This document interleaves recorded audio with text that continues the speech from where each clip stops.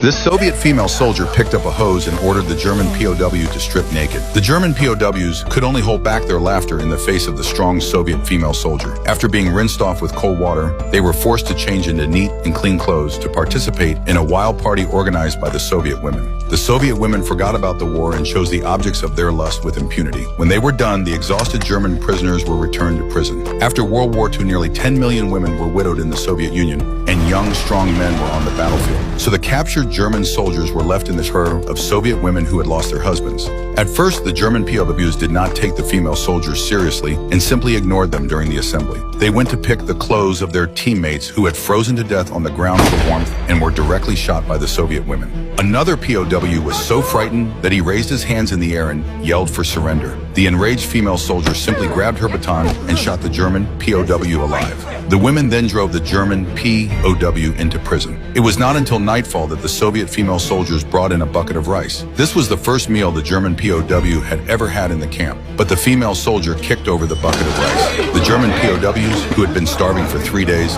immediately swarmed on the ground and began to loot. The female soldiers were trying to make these invaders eat on the ground like dogs. The next day, the Soviet women ordered the German POWs to stand in the snow at minus 40 degrees. The slightest movement was met with a severe beating, but as their bodies were left untouched for so long, the Soviet women and the German POWs got closer and closer. To curb this, Soviet commanders ordered the women to remove their clothing in the freezing temperatures, as a warning to other female guards. But the female soldier eventually lost control and slept with the German POW. From then on, more and more female soldiers unabashedly indulged their desires with German POWs. But on this day, the Soviet female soldier suddenly received an order from her superiors to release all the German POWs back to their home country first thing in the morning. The Soviet women soldiers informed everyone during the night, and the German POWs couldn't believe it. But their eagerness to return to Germany overcame the feelings of men and women. In the end, they could only bid farewell reluctantly.